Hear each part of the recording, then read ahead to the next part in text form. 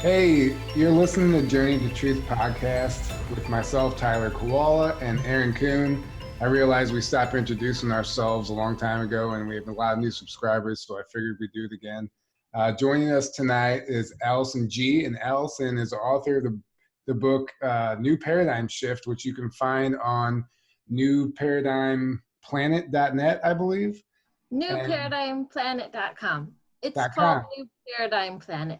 Okay. And well, you can go there and you could find a book, and you can also read about Allison has a missing time experience, which involved her visiting a parallel timeline, which I cannot wait to hear about. And she has another website called humanitarium.earth, which is essentially a platform to kickstart like an Ubuntu type civilization, which we're going to let her tell us all about also. So thank you for coming on tonight, Allison. How you doing? Great. Do you want to just start off by telling us about your website and the humanitarium and what that whole project involves and how you even had that idea for it? Sure. Well, I got the idea. I was at ESETI, the ESETI conference in July 2019. So that was a few months ago. We were there. Now, yeah. Yeah, we saw you there. And I've been wearing this headband for several months, and we were in the Skywatch field, and I realized, like, I saw all these lights on the mountain, it was like freckled with lights, just like 20 to 50 lights out there on the mountain. And I was cheering and I was hollering and I was just so excited. And I thought people would be like on their feet and like cheering and clapping. And I realized like nobody could see them. Yeah. And Alexa, if you know Jason, Alexa, she was Yes, love those two. Yeah, she was like, oh, I can see what you're talking about. There are a lot of them out there, especially if I squint, I can see them. I think it's your headband you're wearing. And I was like, I don't know what it is, but I'm looking at them with my eyes. And before the Skywatch, I was just trying to get into a really high vibe state, like really happy and joyful and just really feeling love in my heart so that we would see more spaceships, you know? Yeah. And I was telling everybody as they arrived, I was like, make sure to have love in your heart for the Skywatch or something like that. And so I was in a really good state, and I looked out and I saw all these lights on the mountain, and I thought people would be cheering, and I realized nobody could see them except Alexa. And I asked the whatever beings were behind those lights, whatever was making the lights, I wanted, supposedly we're all telepathic. And I wanted to be telepathic, and I wanted to ask them, I wanted to say, like, I can see you. Obviously, my vibration might be a little different than these people who are in my reality right here in the field. There's tons of them. And I want to know what I need to do to raise my vibration enough to go visit you physically, or maybe even go live with you, or like see what it is that you do or where you live. And obviously my vibe was a little higher and I could see all these lights and these other people couldn't. And I just heard this like knowingness voice that said, all you need to do is create a society where no one has to worry about money to get their basic needs met. This is the next step to the new earth together, like basically. Yes, 100% agree with that. Yeah. And really, yes. Saying, like, totally. And I was like asking them, I was like, you mean I could do that? And they were just like, yeah, anybody could. They're just so casual, nonchalant about it. Like, anybody could do that, whatever. And I was like, well, I guess I could. To them, there was no separation between the me, I doing it as Allison and the we, us doing it as humanity. And they were kind of like trying to encourage me because I had come up with this dream preschool project idea that was like multi-billion-dollar city to build that was based on a new education system. And I have that as a lecture on YouTube. And they're like, well, you did this thing, you have this idea, you made, whatever you're going to come up with is going to be something easier for humanity to digests, I guess. So, or to create. So I went home and I all this ideas just started coming to me, and I went home and I made this website in like 3 days. I was like, wow, well, this might actually work, I guess. Like, this is amazing. So basically it's a 144 person household in harmony with nature and educational resort where everyone can live and no one individual needs to pay money for the basic survival necessities, food, water, shelter. No one has to pay rent, and for utilities, so like power and power and So water. basically the way it's actually supposed to be. Yeah. Yeah. And so we still might use money, but we don't need to use it for those things, and people instead contribute service for 20 to 25 hours a week. So it's a service to others based economy where service is more important than money. Money is secondary. In our economy, we have money and profit is primary and service is secondary. Like, who cares about that?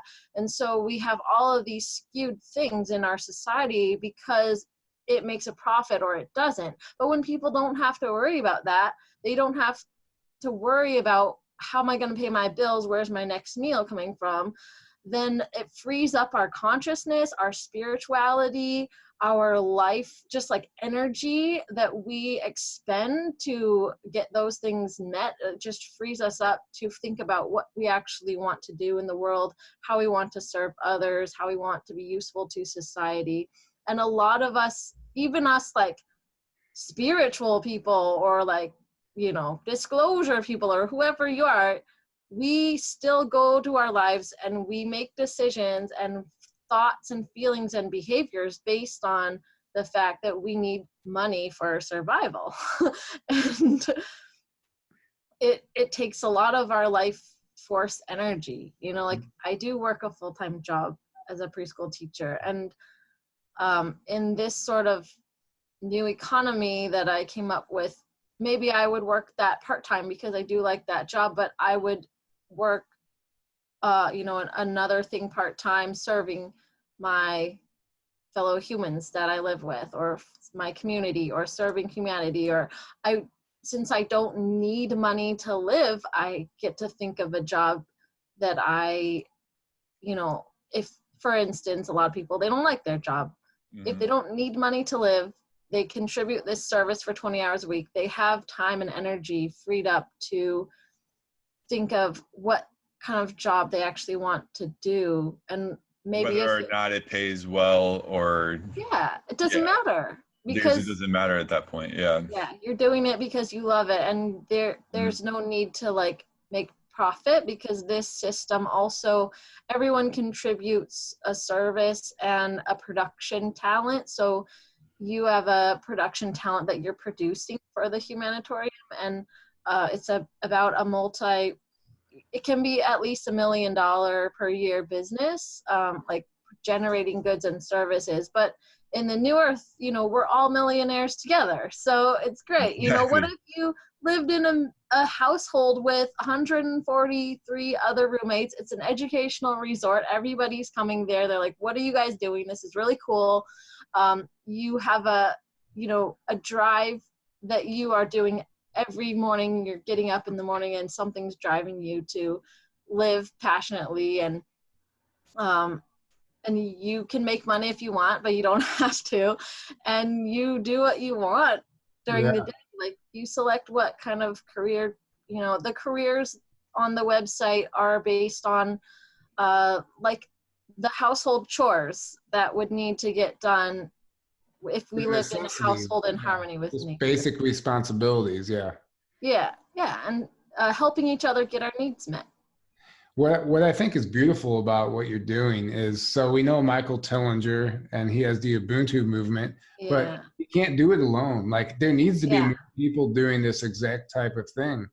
And this is a smaller scale, so I see Ubuntu as being this whole big, large, like, societal idea, and sometimes that's really hard for people to bite off and chew all at once. And so this kind of thing would be, you know, looking for 144 people that want to say yes to this. And they don't have to say yes to like the first one we're going to create, but they can say yes to, I want to be a part of this kind of idea, this project. I want to live in this kind of way someday.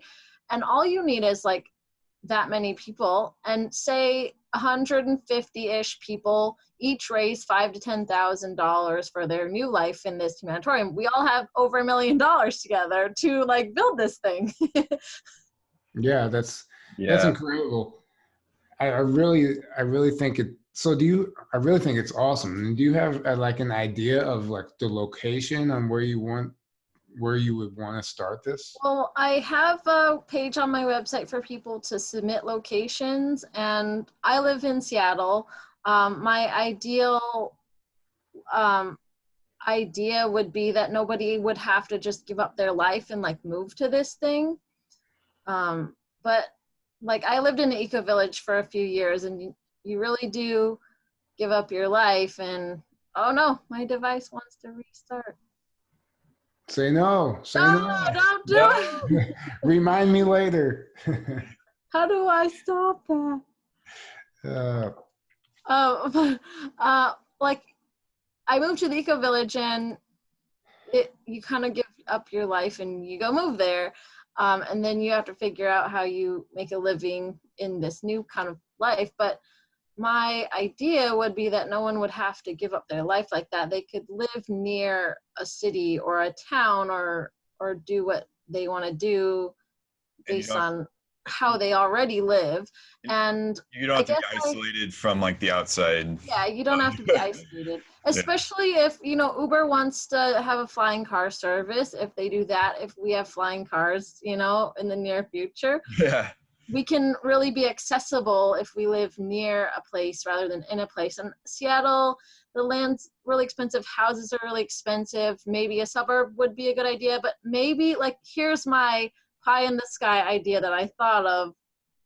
I don't know if it would work, but so you get like a city block of like maybe 6 or 8 houses, and you pitch this idea to everybody. Say they're all like really progressively minded and they're all about helping humanity and society.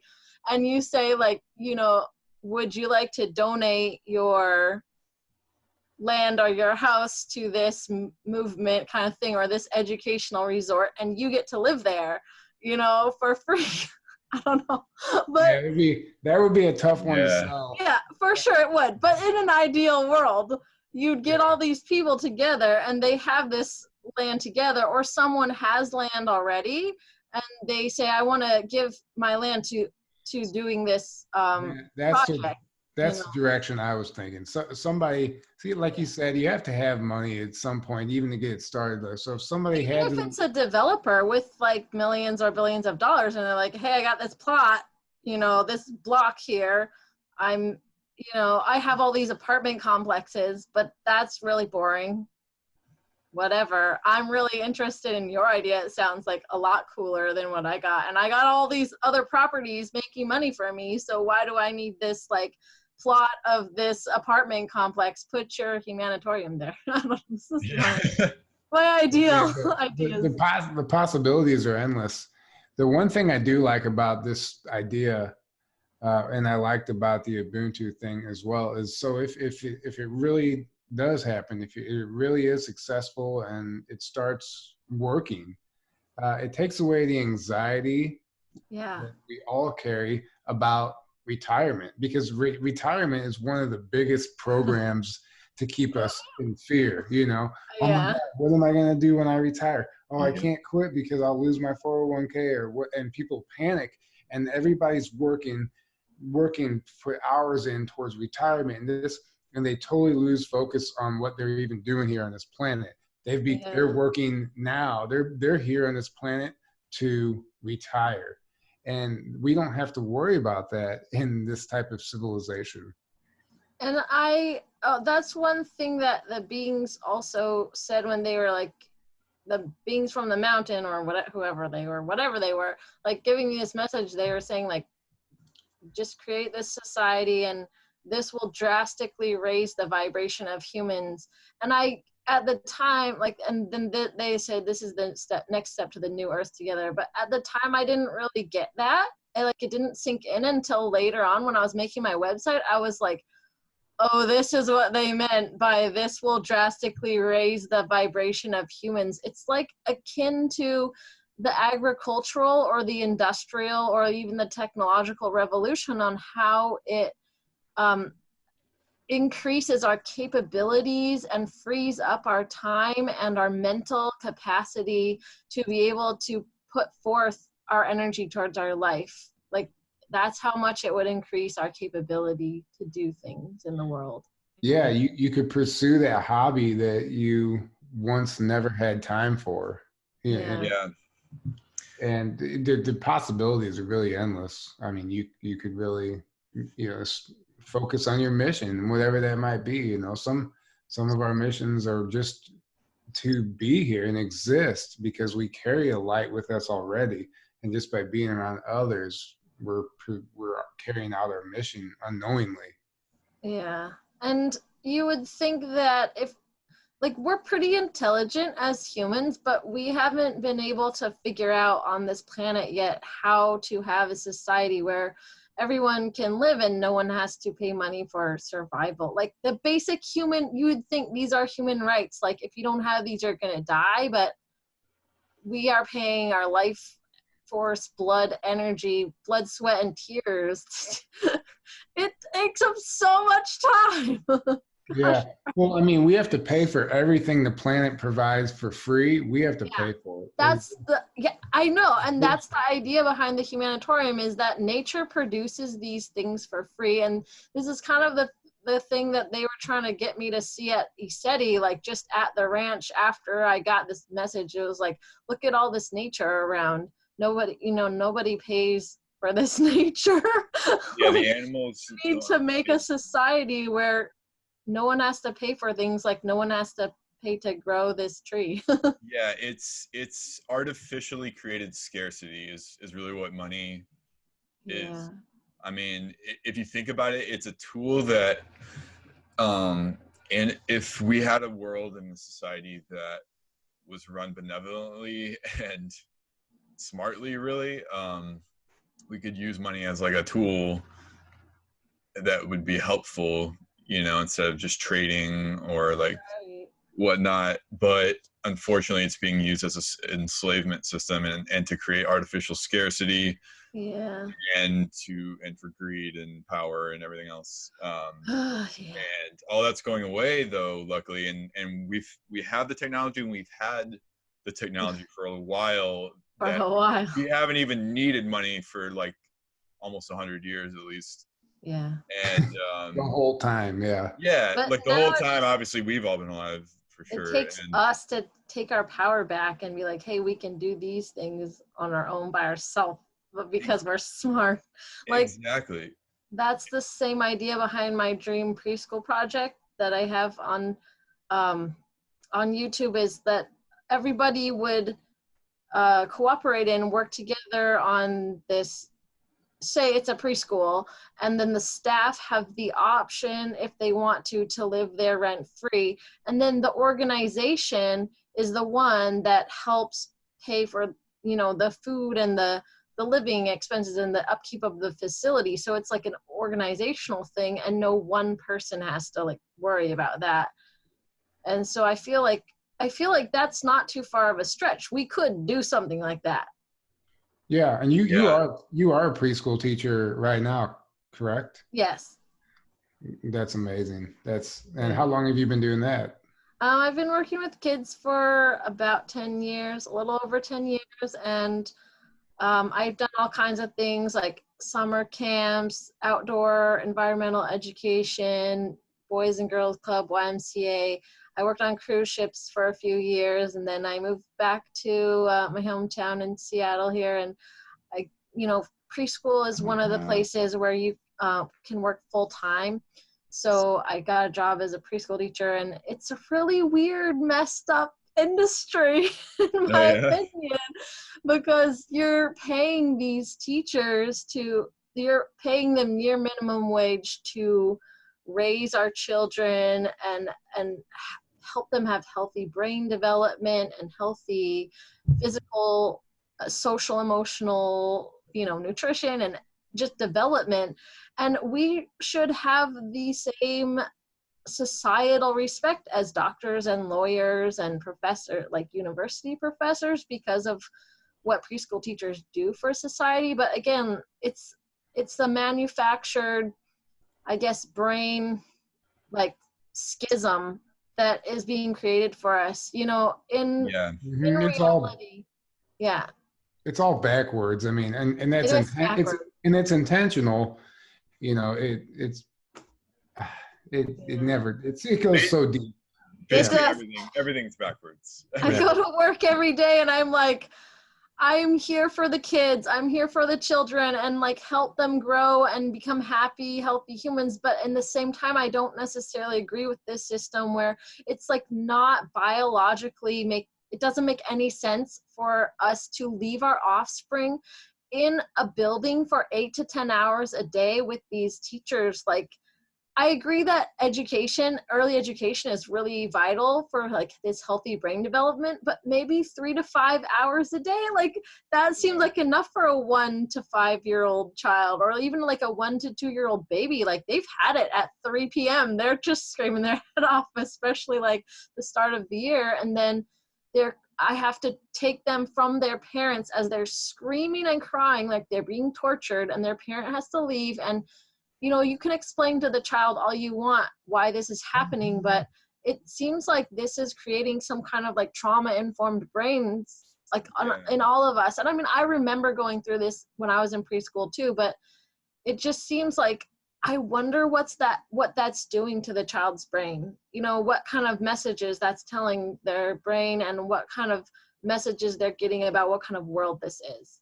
Yeah. And these mothers are being separated from their children far too early. Yeah, earlier and earlier, because both parents have to work now. I just got a call today from somebody who was like, do you have space for a 3-month-old baby? And I'm like, oh, sorry, we start at 12 months. But I was like, dang, a 3-month-old baby. Like, I don't have my own kids, but I would not want to do that. I would want to help be with them for at least a year. I'm like, and I just graduated with my BA in early education from the UW, and we had to learn about childcare in other countries like Sweden, and they have paternity and maternity leave, and they let them go for like a year to help raise their child. And then they have early education that like even unemployed mothers, single mothers can have early education and preschool for their child. And I was just like, wow,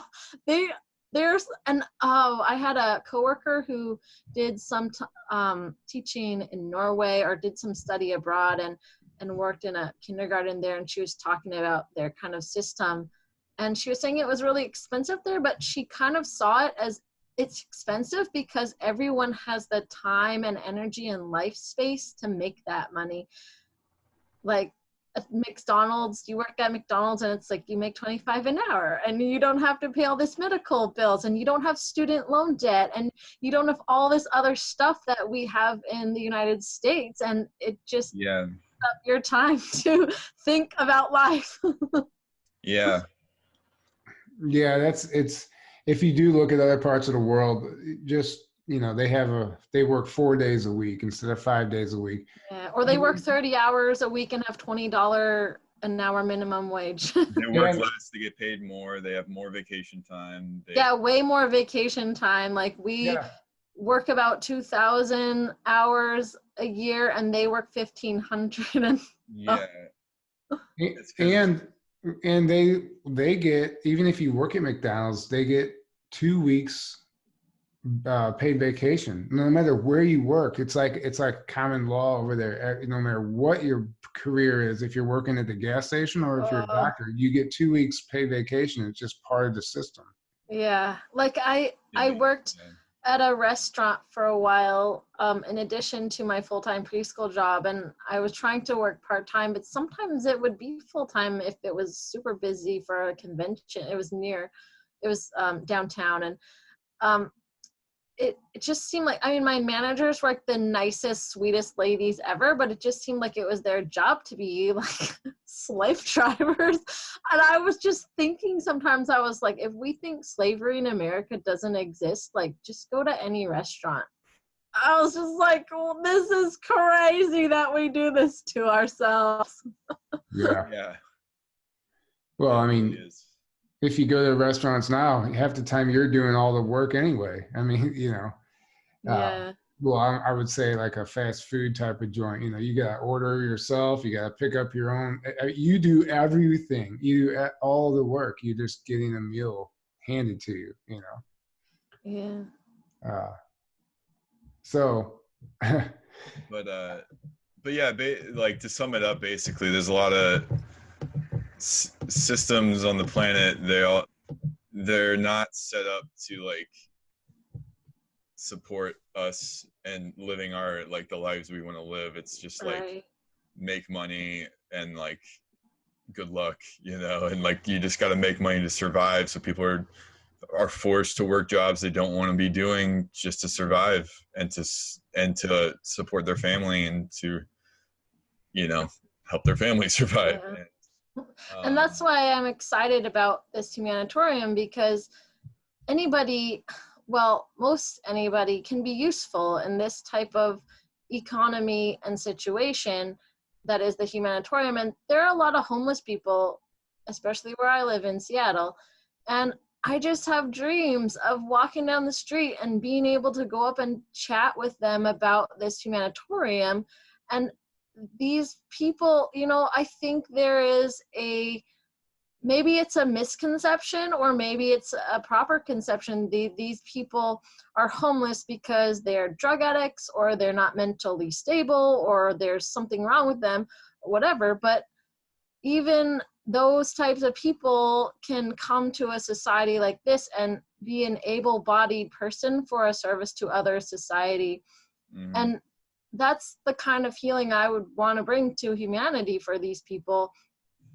I heard of this experiment from Charles Eisenstein at a workshop he did once, and he was talking about the rat park experiment. And apparently in this experiment, some scientists got these rats together, and they wanted to know if they would be addicted to drugs and starve themselves to death, or would they eat food. And so they got to press a lever for drugs or food, and of course they starved themselves to death, and they got addicted to drugs and died.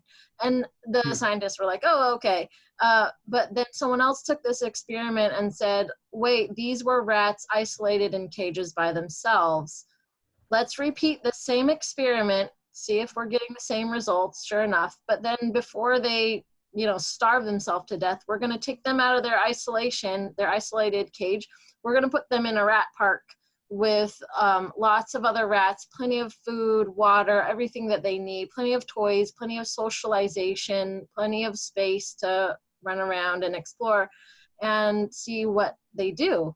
Will they still starve themselves to death and die and be addicted to drugs rather, or would they, fix their addiction basically? And these rats wean themselves off the drugs. They got over their addiction to drugs, and we're eating and healthy and happy and playing. And hopefully this is an example of what we're doing to ourselves and humanity. We're isolating ourselves on this thing. We're isolating ourselves in our box, in our house. Mm-hmm. And, I believe that's one reason why children have separation anxiety, because they're so isolated with their primary caregivers that they don't. Like when I lived at the eco village, these kids didn't really have separation anxiety because there's always people around all the time to take care of them. So their brains got a lot of socialization, and they're like really well socialized for kids their age, really mature. And so I think this isolation it's like one reason why we're having all these mental health problems, all these drug addictions, all these whatever, these psychoses is that we have, because of the isolation that we're experiencing, even though we live in cities and towns with hundreds and millions of people. We've lost connection with each other. We're meant for connection and we've lost it. And with nature. and with nature and the system set up that way, and that's why the systems have to change, and we're the ones to help do that, you know, like that's why, like, you know, you look at like tribal living, like they live in this community where they all this, you know, they're connected to each other, and you don't see them suffering from depression or like committing suicide and stuff, because they all have connection, right? Like Yeah, it's a suicide. loving community, and that's what we need to go back to. Like we need to form loving communities and then reconnect with each other, and where everybody is encouraged based on their talents and their you know, their uniqueness and their interests, and nobody has to pay for the basic things that they need to live. Like just switching that would help us so much. Exactly. And when you're in that community, you're all going to be supporting each other, so you're not going to have people struggling to survive, because you're going to have this community to support you. Yeah, and you're going to have less of a disparity in terms of socioeconomic status. Like there might still be a little, but it's less of an issue. And we have to learn in early education about the education gap from kids who are come from low income families, and like what that's all about. And there's just one statistic where they actually hear millions, like 5 million or some crazy number. By the time these low-income children are 5 years old, they've heard millions less words than their middle and upper class peers. Mm-hmm. You know, based on whatever, it's maybe the attentiveness of the parent, or the education level of the parent, or how much they're capable to be around their child because they're not working their bum off to put food on the table. Exactly. Yeah. Exactly. This eco village you were talking about, I believe I read this. You said this was in Missouri. Yeah. Aaron and I are both from Missouri. I'm just curious what part of... St. Louis. It was in Rutledge, Missouri. It's called Dancing Rabbit. It's pretty, I guess, well-ish known from the like green living movement, eco villages movement. Usually if you go to anybody who's like really big into that movement and you talk about this eco village, they're like, oh yeah, I've heard of that. And I found out about it from a show that Morgan Spurlock did called 30 Days. He did it a long time ago. And I got super curious and interested about this idea of eco-villages because I wanted to live light on the planet. I had this dream about Seattle where all of the houses had solar panels. There were just like gardens pouring off of everybody's balcony. And I wanted to live like that, but I didn't think that would happen maybe for 50 years. And so when I heard about this place, I was like, what is that? I need to go live there. And I did so much research about eco-villages and intentional communities in the United States and all over the world. And originally I didn't want to go to that one on the TV show, you know, but it was really attractive to me, that one, because you could go for a visit, you know, you just have to apply and you can move there and pay your bills like everyone else, but you don't have to buy in like a membership fee or purchase a house, or you don't have to buy land to go live there and move there. And visiting is fairly easy. You fill out an application and, you know, you agree to, you read their norms, and if you're all good, you know, if that's all okay with you, swimming naked in the pond, you know, skinny dipping in the pond, that kind of thing, then you go for a visit. You can visit for 1 to 3 weeks, depending on your level of interest, and then you apply. And I think they started doing background checks because they had some issues in the past, but it's so easy. You just move there, and the cost of living is so low, just the cost of living. So this place is in Rutledge, Missouri. It's about 3 hours north of St. Louis. It's northern Missouri, looks like. Yeah, Scotland County. The average, I think I looked it up once, the average annual income there is like, it was like 15 or 20,000 a year. But I could live as a single person at the Eco Village for 6,000 to 10,000 a year and like get all my needs met, my bills paid, my food needs met, and I would go away for the winter and I would work a regular job somewhere, like I'd work at a summer camp or where they had like outdoor environmental education during the winter, or I would, and I worked on cruise ships. So I did something in the winter to make like a normal income, and then I would move back and live there in the warm season because it's really cold there in the winter. Oh yeah. Yeah, well, we're from St. Louis, and Yeah, so you know, yeah. we don't. It's And too then, cold. I mean, I was spending a lot of money to visit my family in Seattle, and one winter I heard $15 an hour minimum wage, and I was gonna come live with my family for the winter and get a job, and I decided not to move back because of various reasons, like of all the things I have access to in the city that I don't there, and just the different mindset of the people that I had as friends before. And I wanted to be near my family because, you know, my parents are getting older, and I have to, I mean, $1,000 a year for a train trips to come see my family is a lot when you're only making $6,000 a year. Yeah. Yeah, for sure. So, do you want to tell us about the book that you wrote, the New Paradigm Planet? Yeah, sure. When I was a kid, I had this whole like planet inside my head, and I would like fantasize about living there every night. And sometimes I would have really vivid dreams about life there. And I thought it was just like another planet when I was a kid. And I wanted myself, I just felt kind of like this planet wasn't quite, some things in this planet weren't quite right. And so I wanted myself to show me a planet where people were living to their full potential. I'd heard like we were only using 10% of our brain, you know, whatever, for potential. And I was like, what would it be like if we were using our full potential? And so I wanted myself, or maybe through my dreams, I remember I made a dream catcher and it worked for me. Like they taught us about Native Americans and stuff, and it was like crazy when I hung this thing up on my bed. And maybe it's just because I really believed that it was going to work, and I had so many vivid dreams, and I would tell my parents or somebody, and they're like, oh yeah, that's nice, thanks, this not really exist or whatever, but I was like, this thing is magical.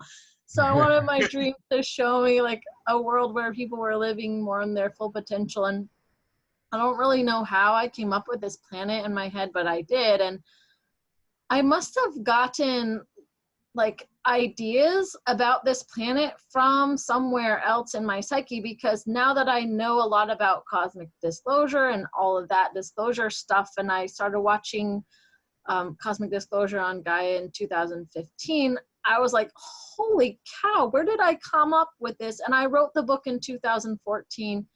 I was really inspired by this workshop that I took, and this program that I went to called New Culture Summer Camp, like about living in a new culture. And I was inspired, so I wanted to put my new culture that I'd had in my head since I was a kid just in a book on paper. So that's why I wrote that book. But I wrote it before I learned about all this cosmic disclosure stuff. And I was just like, oh, where was I getting this info? Because even as a little kid, I had this idea that there were on this planet, there were good people and they were bad people, but they chose with their free will to be good or bad, not just by their circumstance, their happenstance. They chose like intentionally to live this darkness or live this, you know, this whiteness, I guess, bright lightness. And they wanted to keep the balance of the Helios of now. And so I didn't really like, that sounds like the law of one to me. After I've read the law of one, I was like, they wanted to keep the balance of the law of one. And but I called it the Helios of now. I'm like, what's Helios? When I was writing the book, I was like, some Greek term, like where did I get that as a 9 or 8-year-old child? And they call the sun Helios.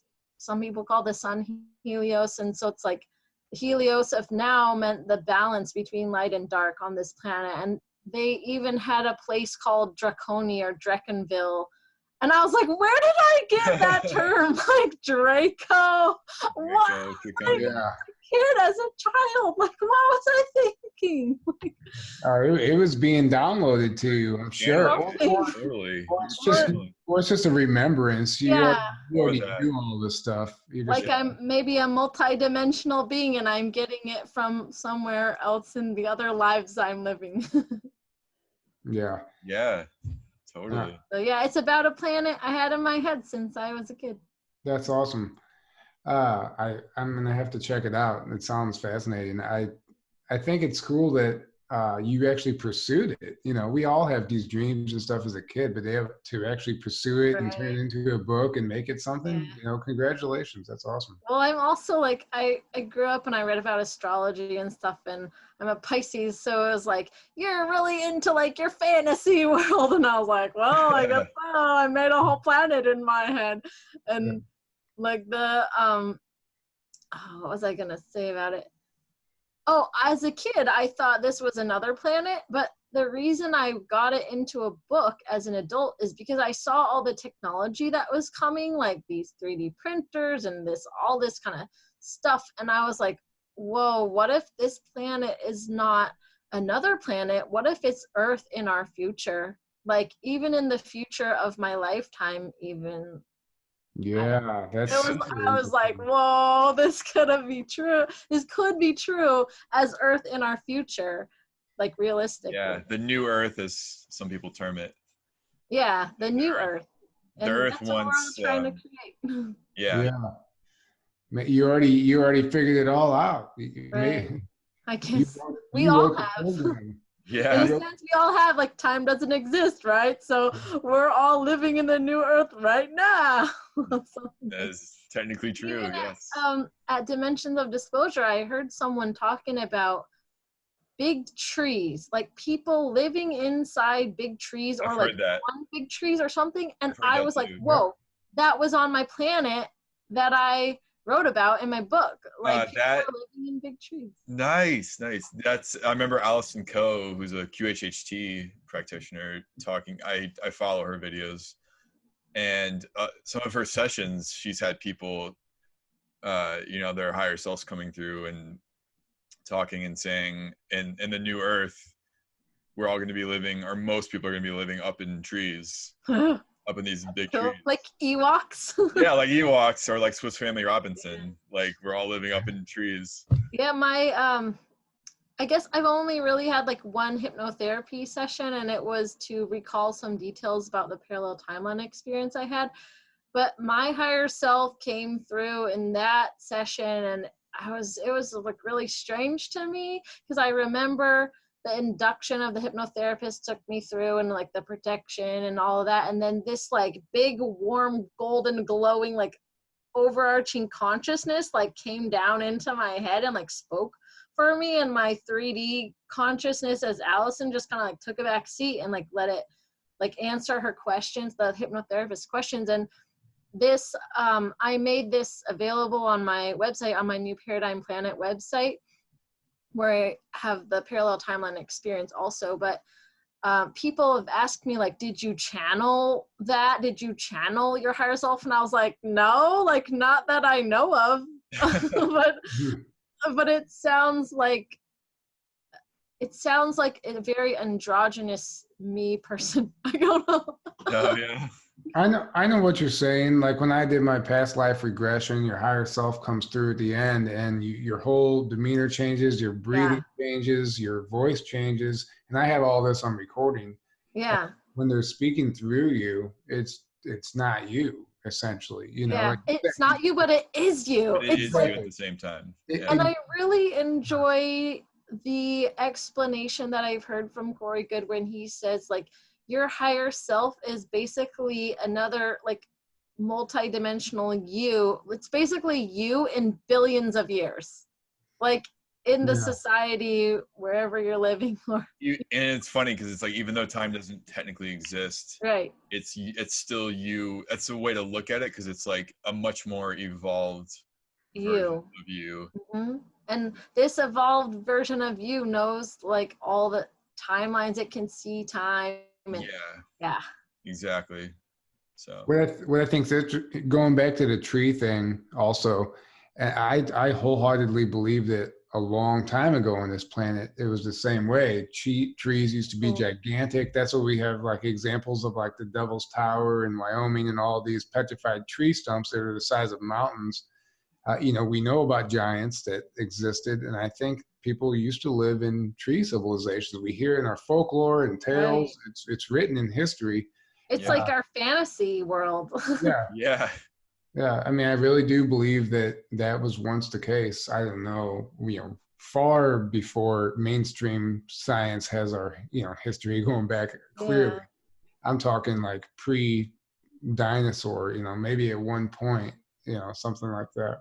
Mm-hmm. A We all civilization. just have this soul memory. Yeah. Yeah. And, and who's to say that, history repeats itself. Maybe, Right. not just the bad stuff, but, Yeah, it makes sense too that we would live in trees or on top of trees, however you want to look at it. 'Cause trees they channel energy, and they're living beings too that have all this energy and stuff that probably would like benefit you greatly from. Well, yeah. Look at the movie Avatar. Like that's a documentary Right. from another planet. I mean, Yeah, exactly. even Corey Good says that there's a lot of factual stuff in that movie. Even the race being blue. There's a planet. And in Hollow Earth, apparently they have blue or greenish skin because of the high copper content in their water. And that's interesting. Yeah. Speaking of copper content, you got to tell us about your headband. Yeah. So speaking of copper and Hollow Earth, I was on a retreat to Hawaii with Bridget Nielsen, and one of the retreat participants was like, "You gotta watch these interviews with this guy named Billy Woodard." And so I watched all of his stuff that I could find, and he does these like Zora calls. I haven't listened to all of them, but I watched all of his YouTube interviews that I could find him. He has this really like wonderful, I think, but some people would think it's like just too far out there fantastical claim that he's from Hollow Earth. He was born in Hollow Earth, and he came to live out here on the surface to deliver Admiral Byrd's message to us, because Admiral Byrd was not allowed to deliver his message to humanity. So he's out here delivering the message that there's people living inside our planet and all of that stuff. And he channels his father, and his father, one of his father's jobs or his main career is to monitor the North Polar opening. So if you know anything about Admiral Byrd, this is, I think, what Billy says. Admiral Byrd was flying in his airplane, and he saw there was like sunlight over the horizon, even though it was nighttime. And so he followed this like horizon into the planet, and they caught his plane, and they took control of it. Yeah, to see their government, and their government was like, "Hey, how's it going out there?" And he was allowed in because he was of noble character. And the people inside in Hollow Earth, living inside our planet, basically there's a whole nother planet in our planet, 800 miles below our feet. And so they were like, "You need to please, pretty please stop making atomic and nuclear weaponry, because that affects us down here, and we can't have that. And here's all of the diseases all of the cures for all the diseases you have out there. Here, take this case of vials. Take them back to your superiors. Tell them what we told you." So Admiral Byrd goes to his superiors, and he tells them, there's people living inside our planet. We got to stop making atomic and nuclear weaponry. Here's all the cures for all of our diseases. Yay, right? And they took, Billy says they took the vials, they stuck them on a shelf in the Smithsonian to collect dust. They told Admiral Byrd, like, "You shut up." We all know that story. Top secret. No. And cover it up as much as possible. And so he wasn't allowed to deliver this message, and Billy was asked by his father if him and his sister would like to go out and live on the surface. And he was like, sure, I'm down, you know, to deliver this message. But he was like, if I knew what I was in for, I would have said no. Yeah. This kind of headband is a gift from his father as an ascension tool for humanity. And apparently people wear this in there sometimes, I guess.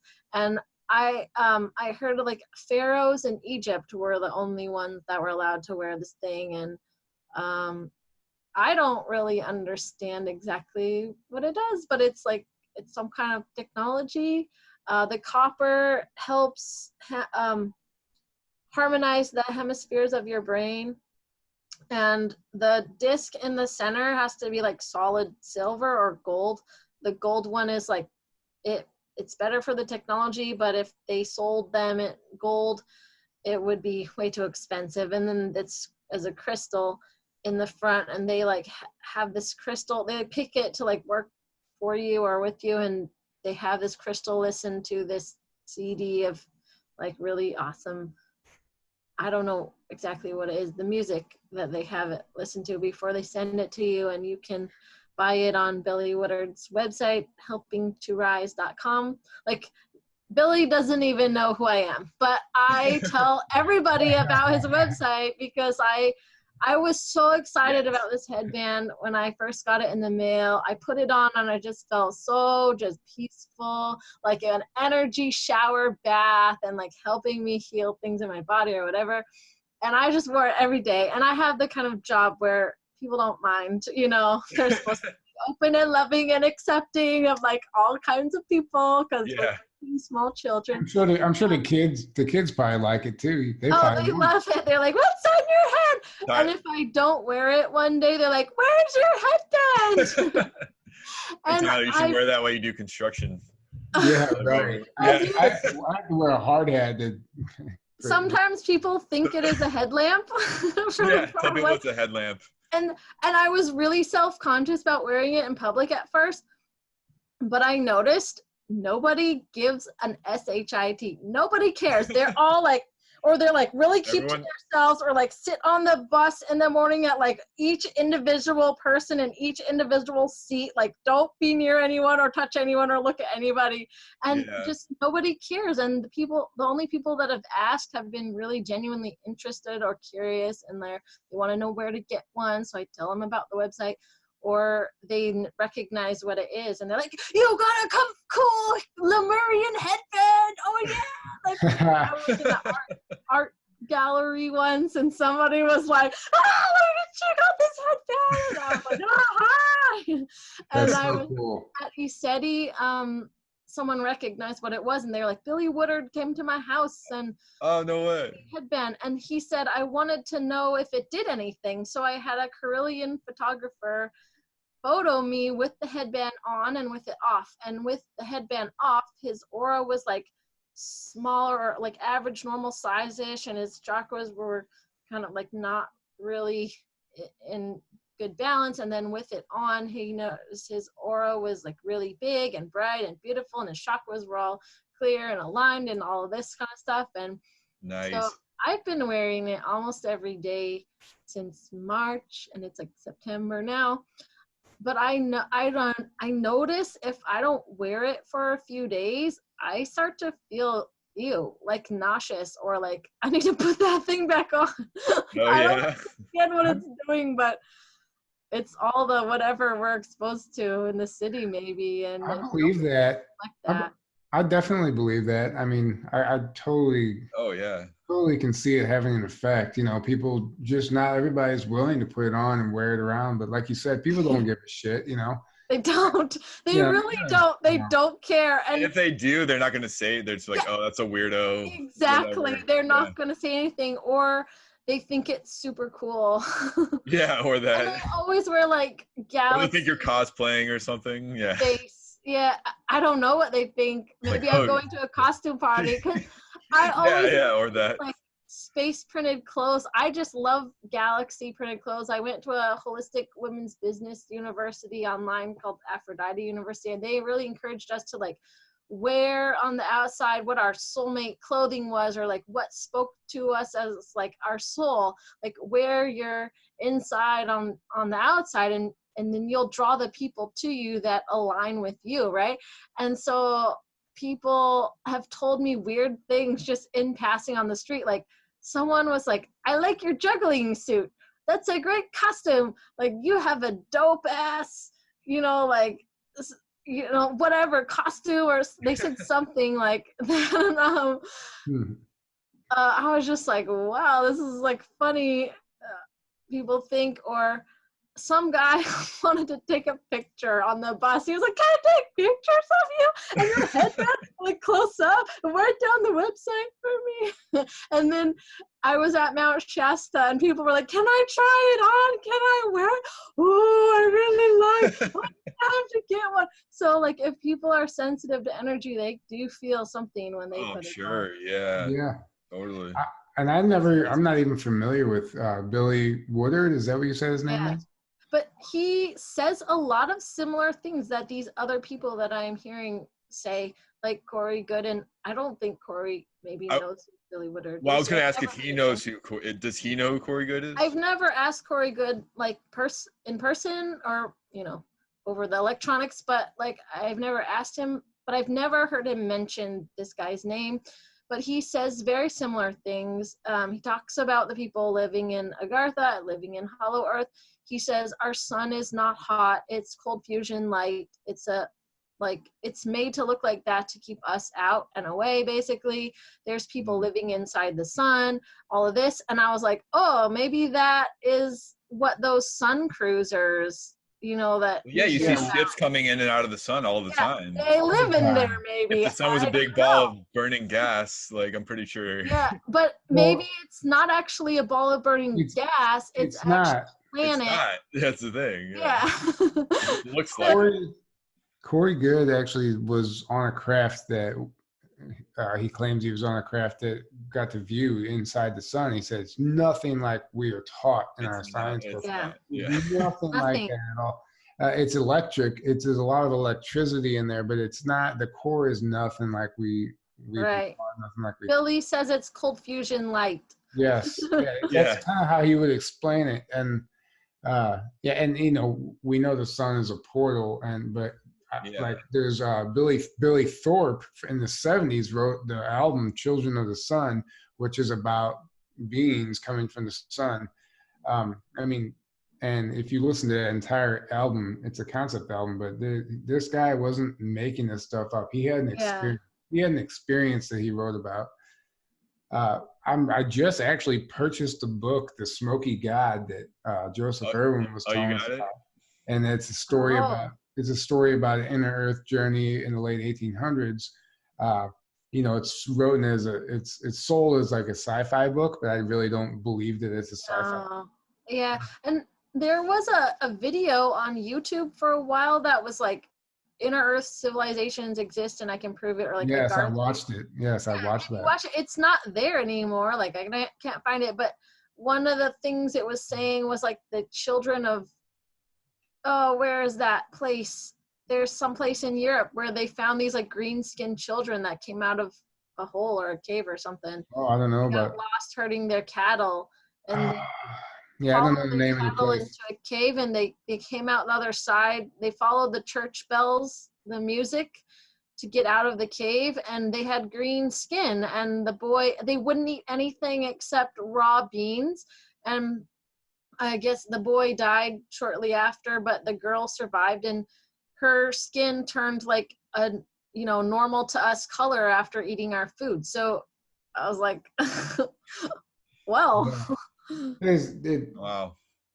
This world it's so much more fantastical than that's the word I was looking for. Fantastical. There's so much more to reality than we've been taught, and we've been right. It's purposely being kept from us, and it's a shame that I can imagine a majority of the population, if they came across this particular podcast, would just either shut it off or shake their head or laugh at us. I'm sure it's happened a lot already. Yeah. Well, I think I see a lot of people online, especially in the comments, and they're like, why do we believe these people? They have no proof. They have no proof. There's Yeah. no pictures or videos or whatever.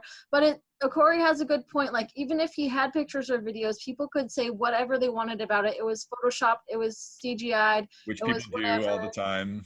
And also, they want you to have faith. These beings, they don't Yeah. want to appear. They don't want the enculturation kind of thing that happened, like especially that happened in our world, where the military landed on these islands and they made a whole Cargo cult cults. following and the cargo cults out of them. They don't want that to happen for us, and that all the karma that's entwined with that. But like also, they it's I think it's a free will issue. They're like, if we just came out and gave you absolute proof, then we're violating your free will. Yeah. And then Law of One kind of goes into that, and they're like, that's why we have to like give you like hints and things and like help in these other ways, and you guys have to do it yourself. And so they can't like provide us this proof that everybody's looking for. But the reason that I started really believing that this information had something to it was by putting the pieces together, pieces from my life and from the research that I had just done on my own, because I was interested in other things. And when you see that all these people independently of each other are saying the same things, it's like, oh, they're not making that up. Like, I thought Cosmic Disclosure was conspiracy theory BS when I first started watching it. And I randomly saw a logo, a Gaiam logo on a place at work that I had worked at this place for like a year. And I'd never seen this logo. It was like on a ball in the gym. And I'd never seen the logo on this ball, even though I was working around this ball like every day. I'd never noticed the logo. But then I noticed the logo and I was like, oh, that's that crazy TV show channel. Like, maybe I should go back and like listen to that. If I don't like it, I can just disregard it as conspiracy BS and don't have to listen. But the reason I started watching is because Corey was talking about these special tests he had to take in elementary school before he was like in or whatever into the MyLabs. And I was like, holy shit, I had to take those too. Like, I was a very bright child, very smart, considered very smart, even though to me I was normal. My parents divorced when I was really little. He says they try to find kids who have like broken home situation or like some kind of trauma or whatever in their life, so they can use that against them or shape them into however they want. But so I had this background, and I was considered really bright, like smartest kid in class. My teachers didn't know what to do with me, and I was kind of felt like I was being held back by the other kids. And they took me and they told me if I pass, they're going to give me these tests. And if I pass these tests, I would get to go to a special school for gifted children. And I was excited because I want to get out of this place. I wanted a school that was going to school me at my level, not like sit and wait for all the kids, everyone else to catch up. So I wanted to take these tests. They like pulled me out of class, just like Corey describes, put me in this room with a test administrator person, gave me all these like weird tests. Like, they were disguise, or they were under the guise of being academic, but they weren't. Like, I didn't really understand when I was 6 or 7 these tests, but looking back on it, I've never taken tests like that since. And I asked my parents about these tests when I grew up and became an adult and heard about this on Cosmic Disclosure, and they were like, yeah, the school sent us a letter saying they were going to give you these tests. They didn't say anything about a special school or like a school for gifted children they'd send you, though, but they told me that, right? But then the test stopped, and I was like, why? I asked my parents when I was a kid, I was like, why did they stop giving me the test? Do I get to go to the special school? Did I pass? I was like, sure, like, must have passed them. I want to get to the special school. But my dad was just like, no, the school says you didn't pass and you're not, I don't know, like, school, whatever you're talking about. But my parents say there was no mention in the letters of a special school. My stepmother really remembers that they sent the parents the letter saying they were going to give these tests, and then they sent a letter back saying that I wasn't what they were looking for, and my stepmom thought they were wrong, but you can't argue with the school sending you a letter, right? But I remember, like, those tests were weird. Like, guess these, like, cards with this blindfold on, or like I remember they would ask me questions about like what words meant, and they would ask me like to give the definition or what I perceived, like what kind of like they were asking me like what I could intuit the definition was, without actually saying those words. And it was weird things, like they were trying to test my values. Like they would say, what does thievery mean? Is that wrong or is that okay? You know, like weird things like that. Yeah.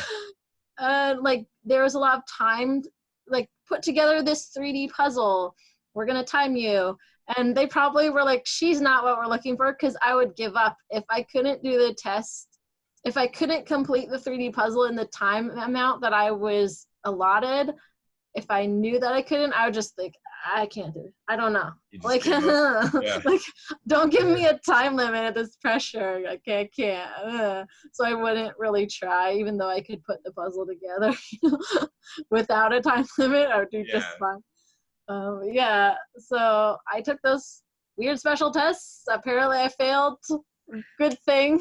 Probably a great thing that you failed. And then when I heard about Corey talking about this on Cosmic Disclosure, I was like, oh, holy crap. Like, I don't know what this guy's saying, but he has some information having to do with, like, real life that I experienced. So, like, this isn't a theory anymore for me. Like, yeah. This is disclosure realism. This is conspiracy realism. Like, let's be realistic, y'all. This big picture story with all the puzzle pieces makes sense. Yeah, so that was your confirmation that he was legit. Like, oh, he's saying this thing that only, like, that had to do with my life. Yeah, and you didn't even know anyone else knew about that, you know, but it happened to you. And that's why, like David said, when he was first talking to Corey, the reason he knew he was legit was because trusted and listened to him. Yeah, and Corey kept saying these things that David's like, insiders, these only like a few insiders have told me things, and I have not told anyone. This is not out there on the internet available publicly at all. And Corey's, and he would say stuff that he'd heard and more. Yeah, and he's like, he's saying code names that like no one knows. And he's getting them all right, and he's like, the only way this guy would know this is if he was legit. That's the only way. Yeah, exactly. So, and the thing about all this is, you're talking about people wanting proof, or how do you believe these people? Well, for one, the law of one says the whole goal is to know the truth without proof. So we're leaving the age of skepticism, and we're going to an age of knowing.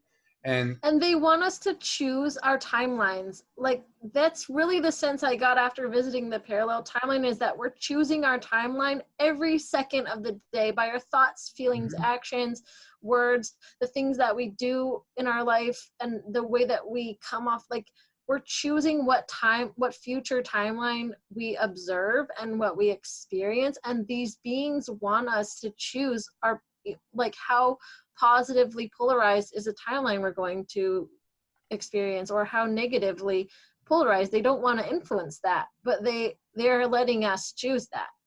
Yeah. Well, and what I was getting at, which I agree with that 100%, but like the age of knowing.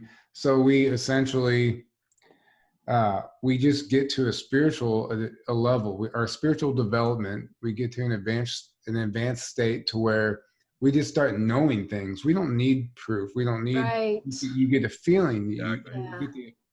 You just immediately know. It's just part of what we should already be able to do. We're just unlocking it.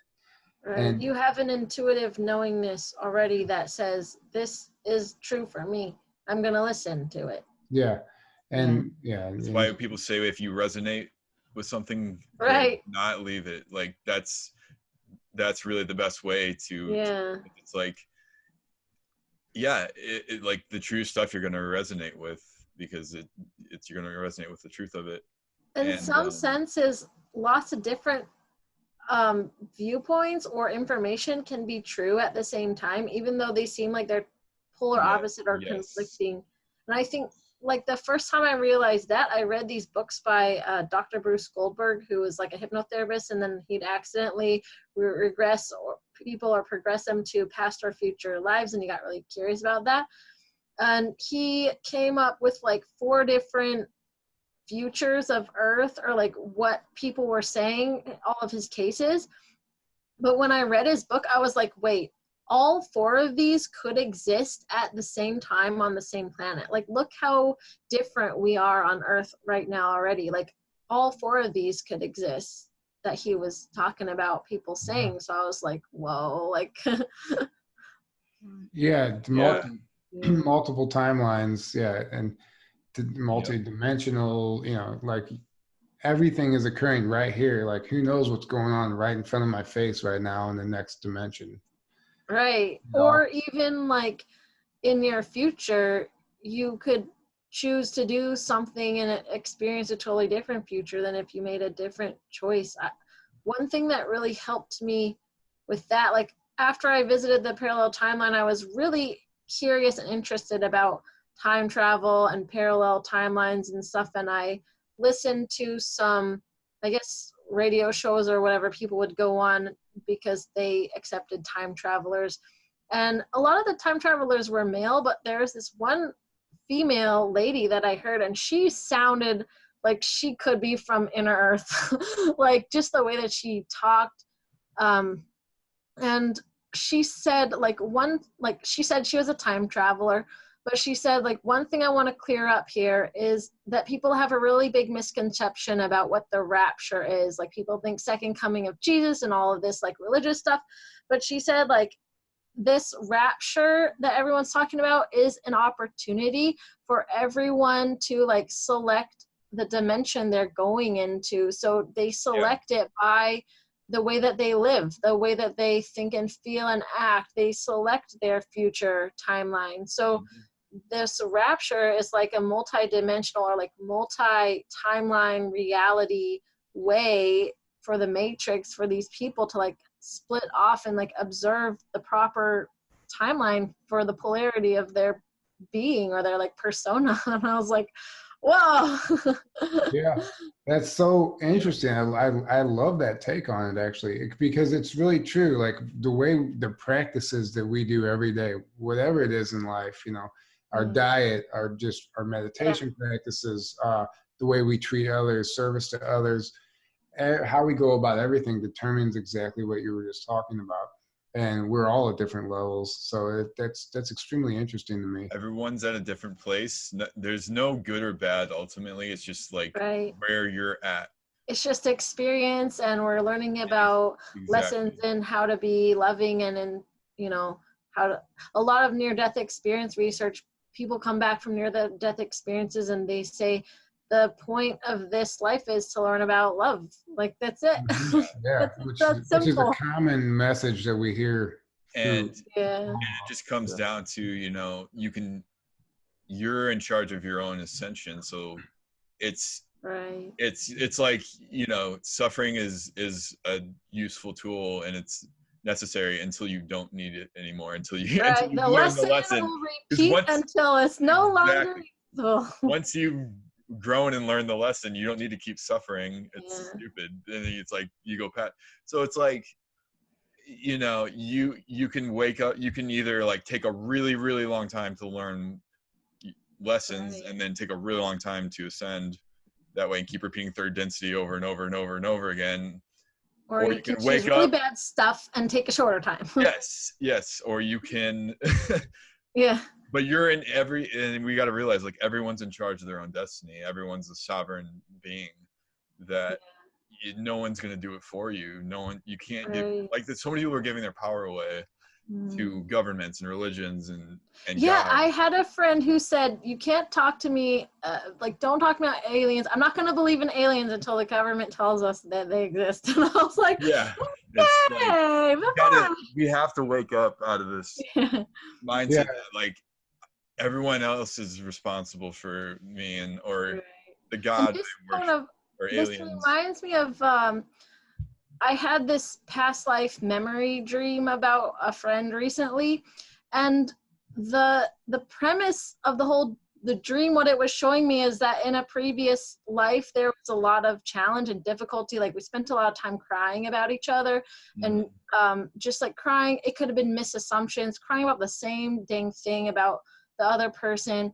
And in this life we're given the opportunity to live, you know, there's this like guidance voice at the end of the dream about the experience, like that was saying like with new bodies, different lives, and more mature souls and social tools, you've once again been given the chance to live together in greater alignment with happiness, joy, peace, harmony, love, and compassion. And it just seemed like there was no wrong answer. As long as we did better than the last time, that's all that mattered. And even if we did the same or worse, like we would still like repeat it, and like until we got it, you know, better in alignment with compassion and love and happiness and joy. And I was like, wow, like no matter what happens in my life here with this person, I'm doing certainly better than that last time. Yes. So there's no wrong answer. Exactly. And don't get caught up in like, you know, you're where you're at, wherever you're at is where you're supposed to be. Yeah, exactly. But don't get caught up in, I'm supposed to be way ahead of where I'm at. And right. It's not, even I'm not okay where I'm at. It's like, no, where you're at is okay. Yeah. But and even if you mess up, you'll get infinite chances to try again. Yeah, exactly. Sounds like a side-scrolling video game like Mario or Sonic. So, exactly. I read life code. like you can so you can beat the level and not collect any coins or rings, but you can and still beat the game, or you could go through and collect all of them. Everything. Or you can keep dying over and over again until you learn and beat the level. Yeah. So I was reading Conversations with God by Neil Donald Walsh, and one of the things from that book, that giant fatty ass book, that really stood out to me was that his like inner God voice was saying, like, the life is like a video game. The whole game is already written on that disc. The way that you experience that game depends on like your choices that you make and how you play the game. But the whole game is like already on that disc. And I was like, wow. That's true. That's very true. That's very true. That's a great analogy, actually. How come you didn't like it when I said it, Aaron? Because I like Allison better. Well, I was talking about what Neil Donald Walsh. I know. I'm just kidding around. Oh man. But I really liked your analogy. Like you could complete the level with this stuff, or you could like and not do these things, or you could like be the kind of like person that wants to get 3 stars on all the levels and do all the things. There's no right or wrong path. It's just your choice. Right. Yeah, you're still gonna beat it at the end. You're still gonna accomplish what you're accomplishing. Yeah, you're just gonna experience it in a different and way. If you don't, you just get a hit like restart. Yeah. Try again. Exactly. And you know, it's like the universe is already set up to like direct us towards ascension and towards living in harmony and love and everything, because you know, the more you're out of alignment with all of that, the more you suffer, and the more everyone suffers, and the more it's unpleasant, and you can't go past a certain level of ascension or density without being in alignment with that. Exactly. And apparently what they love one people say. Exactly. So it's like it's built in. So it's like hey, if you don't want to suffer, if you want to have a better experience here, you know, I don't know, like if you notice, the more you live in harmony with each other and love and acceptance, the better things are, and the better you feel, and everything works. The more that you appreciate what you've accomplished and how you've lived your life too, I feel like a lot of people say that when you die, so this is what near-death experience research, they say it's like similar cross-culturally, no matter what religion you are, no matter like your beliefs and stuff, you die and you like go over there, wherever over there is, whatever dimension that is, and you have to review your life from birth to death, from the perception of all of the thoughts and feelings of all the people that you affected, and then you judge your own life based on that information. And that is like you create your own like heaven or hell kind of thing, like your own like yeah, it's not an imposed There's thing. no God judging you and Yeah. sending you somewhere. It's Well, you. and then so Dolores Cannon talks about a lot of this stuff too, and she Yeah. says what it is now you have the chance to go back, reincarnate, and say, you know, pay back the good karma that Right. And say, oh, I'm people proud that of you, that stuff I did. yeah, exactly. Or like if you hurt somebody in this lifetime, or you were very hurtful or said some hurtful things, you have the chance to go back and have a positive impact on their life.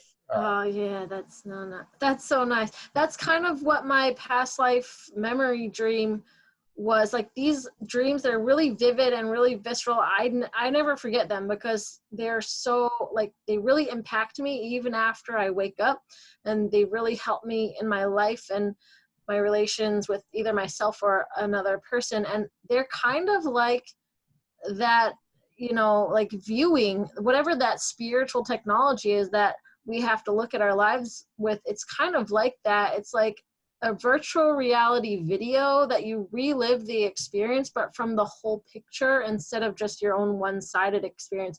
So you really understand what the other person was going through based on your effect on them. And it's just like, it's magical. Yeah, absolutely. It's amazing. I think, have you explored any of Dolores Cannon's work? I've heard of her. I think maybe I read.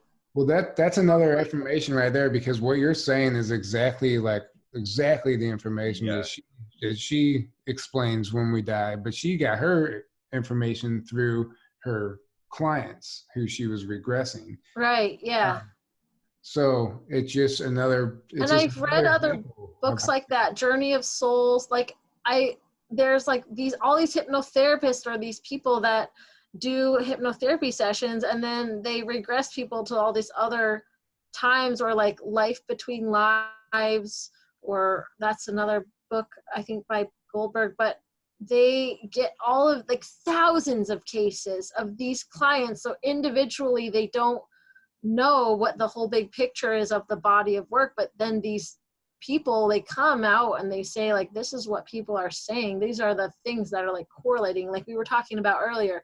These are the things that are correlating about what all these people are saying individually about what happens when we die. So I think science really does know what happens when we die, but our, you know, formal medical establishment is thinking, let's get cancer, let's have stress and anxiety and pay billions of dollars, let's eat crap, you know, let's not tell you about what happens when you die.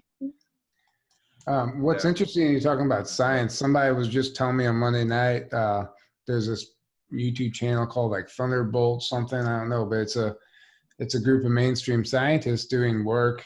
And they've already discovered that like this, we can go faster than the speed of light, like far faster. And they're discovering everything's electric, and they're coming up with all of their conclusions, and all their theories are based around an electric universe, which is what we were told was going to happen. And now this stuff is coming forward, and these scientists are actually starting to understand the reality of this. So that's cool to see. To see that we're starting to see this shift, and just here and there. You just have to know where to look. Spirituality will like go like this, and like spirituality is just like true science and true physics that because the science and physics that we have and we're taught is false. Yeah, it's like a indoctrinated version of it's a reality. False science, and it's indoctrination, and we think that's real science, but it's not. And that's why spirituality looks like fantasy woo-woo stuff, because we don't have real looks science. Like there's no proof for that stuff.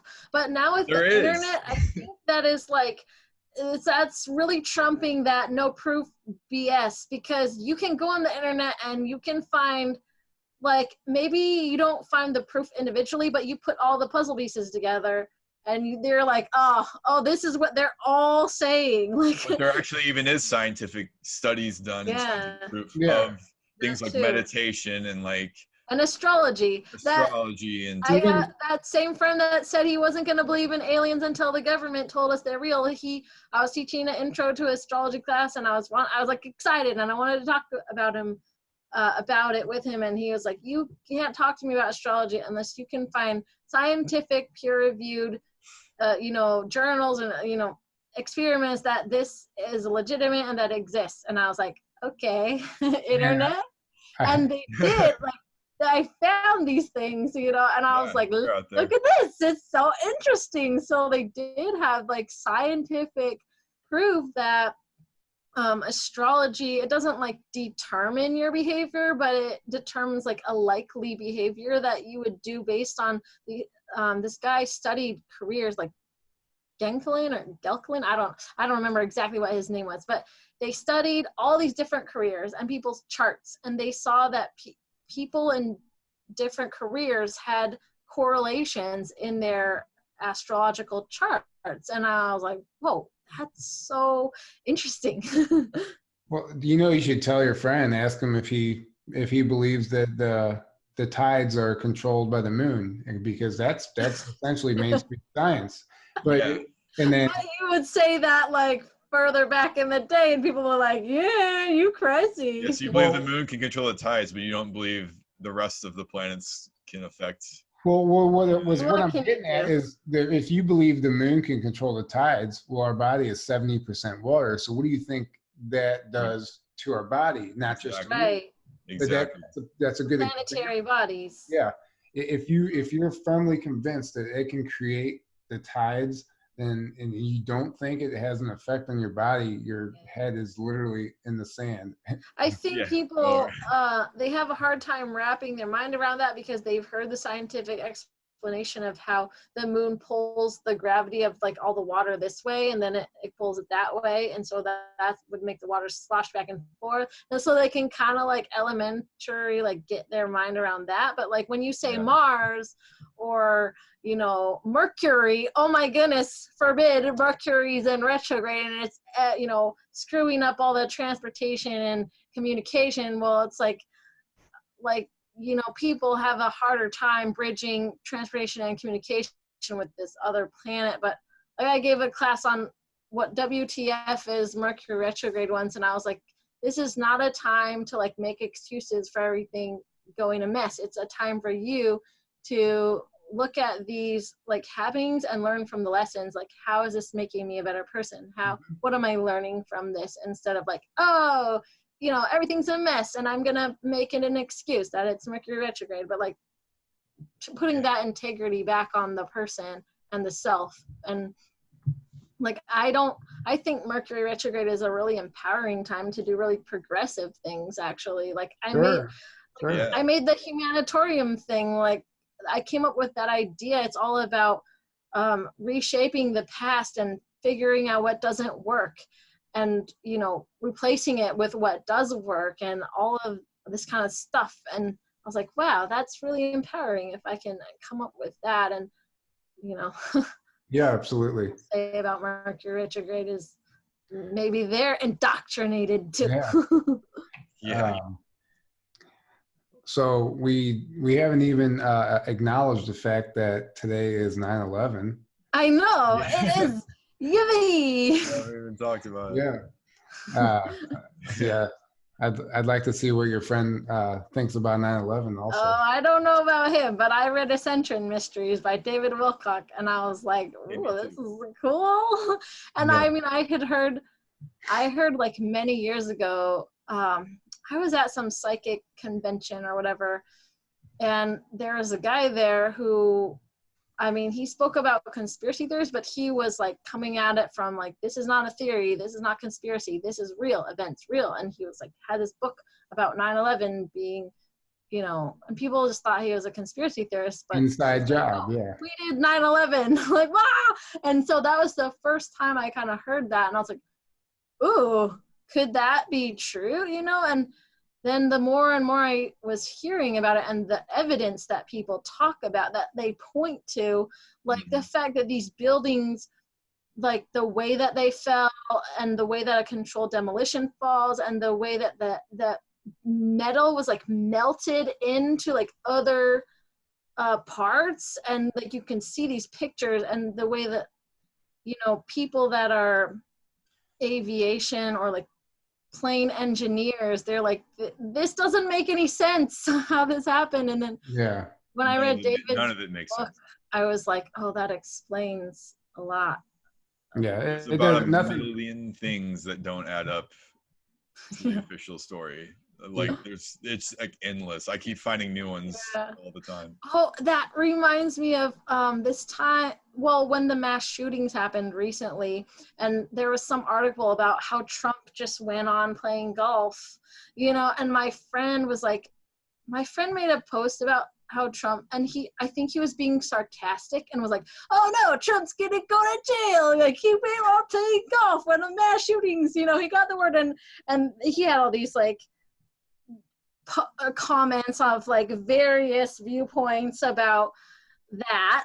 But I was like, well, Trump went on playing golf and Bush went on reading to children. Like, or a half hour after it happened. Yeah, the puzzle pieces, like look at the similarities, like this is not an isolated event. And then people were coming up with all these pictures of like how the mass shooters look similar to each other, and I was just like, don't look at the isolated event, look at the big pictures together, like you'll see similar patterns. And by this time Trump understands that the deep state is engineering these false flag events. So this child flag can't do nothing about. I'm gonna go on being happy with my weekend and playing golf and pleasing these people. Yeah, he knows exactly what's going on. So he's like, yeah, I'm just gonna play golf. Yeah. I'm just gonna play golf.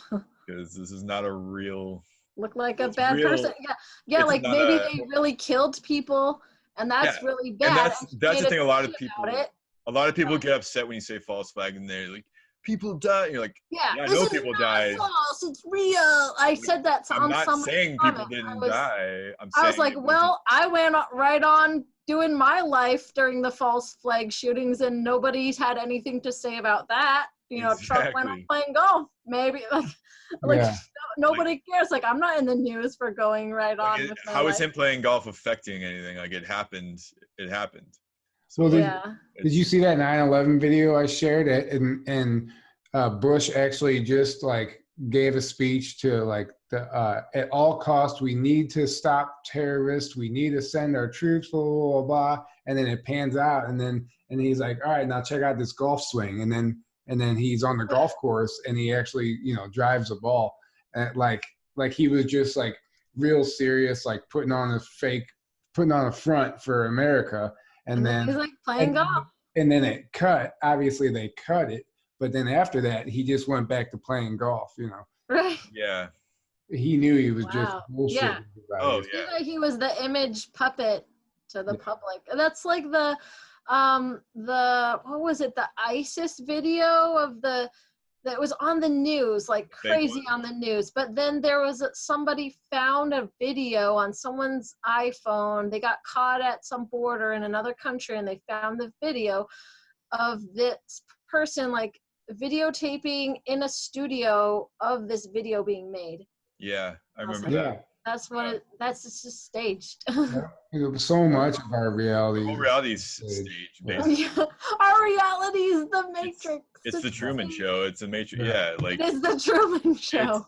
That's a really good analogy. It's the Truman Show for aliens. Like everything that's put out in any mainstream media, mainstream institutions, it's all this like fake stuff that they want you to believe and to be programmed with. And until you take control of your own life and realize maybe I'm being lied, maybe I need to figure out what's going on myself, and then, you know, that's when people do their own research, and then you find all this stuff, and you're like, holy shit, I've been being my God, I'm living a lie. Yeah, like we've all been being lied to, and then that's why they invent things like the term conspiracy theorists and try to make us look crazy or like we just want to be special or whatever, because they have to put these like walls up to stop trying to stop movements from spreading so Right. many people Yeah. wake up. So they're like, oh, we're gonna push conspiracy theorists, and like, you don't want to be a weird conspiracy theory. Right. You know? And I think as And much as we, from our perspective and perception, knowing all this stuff, as much as we might think that's negative and that's a bad thing, that what they're doing, and they're like killing off all these like holistic doctors, and I think that's bad too, but I've also been getting like, I don't know where it's from, but some big intuitive message that this bad stuff, all this bad stuff you see around happening around you, it's also keeping this reality intact somehow. Like people came here to third this dimension. reality and this planet to experience this thing spiritually somehow, maybe to hold back their development and to remember how crappy this was so we won't do it again. Yeah. So like there's a reason behind all this madness sort of It thing. creates a balance. Yeah. Well, duality, third dimension is duality. So if all the bad stuff went away, the third dimension would go away, and then It would. it'd be great because then we get to It would ascend go to- away overnight. Yeah, but yeah, so you're right, but at the same time, it doesn't mean we need to accept it and like oh, we'll just, and it's like, no, it's just a reality of that's what creates the third dimension is Like we don't need to accept it and reality. give our power to it, but No, but it does help you learn lessons, and that's in my parallel timeline experience, I visited a timeline healing hospital in the parallel timeline, and my caretaker or whoever was supposed to watch over me at the hospital, he conveyed to me somehow that even though my timeline seemed more negative than his timeline, I was more spiritually developed and spiritually advanced here than I was in his timeline. Really? That's interesting. Well, yeah, I mean, going back to the whole like conspiracy theory stuff and like being like lost in life, like, so if you do find yourself stuck, like somebody who hasn't gone through the awakening and they're just stuck in life, they don't know what to do, like the best advice you can give them is to dive into some conspiracy theories. Yeah. That might cause them follow the rabbit hole. Yeah, it might actually cause them to have their awakening, or come to some realizations and give them a sense of purpose. Right, and understanding behind what all these people are saying. And I think once your consciousness reaches out for that understanding and you have that questions, you'll just synchronistically come upon the information that helps you answer that question. I'm going to applaud to that. Yeah, like me too. People say that to me all the time. They're like, I was really wondering this thing, and then I randomly found it on the internet, or my friend gave me this book or whatever. And I think one reason I got into this stuff is because when I was a kid, having this planet in my head, I wanted to know the truth when I die. I wanted to go to God or whatever, and I wanted to say, what's the truth about aliens? Like, tell me the truth about aliens. I really wanted to know. So I think like they're fulfilling this request that I had since I was a kid, that I wanted to know this truth about these beings. So yeah. All right, well, I think we're going to start wrapping it up. This has been totally fantastic. It went way deeper than I anticipated. And no, I love it. I love it. It's amazing. I love that. We talked about some great stuff. You're very intelligent. You have a lot to say, and your experiences, are genuine, and it shows. So thank you for coming on. It's been an honor. Thank you for having me. It's been fun because we just get together and we talk about this stuff that's important to us, and we just be ourselves and who we are, and whoever is out there listening, coming upon this information, hopefully it's exactly what they needed to hear today. Yes, exactly. Is there anything, are you going to be at any events coming up? Do you have anything in the future to let anybody know about? Or I plan to go to Dimensions of Disclosure every year. But other than that, just working, on doing this humanitarian as much as it can. And if anybody wants to partake in that, they can go to your website and you have information there to apply if you really do want partake in this. Yeah, and my idea is that when I have about 144 people, we're all gonna get together, even if it's electronically at first, and help start manifesting this. Even if it's just an idea at first, exists on the internet.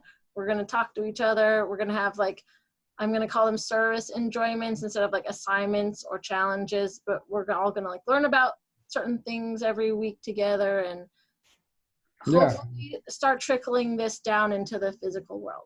That's so awesome. Yes. All right. Well, www.humanitorium.earth. That's it. Yay! And your other website, New Paradigm Planet. ParadigmPlanet.com. Check them both out. Read her book. Sign up on her website. Thanks for listening. Remember to like and subscribe, and we will see you next time. Good night, guys. Good night.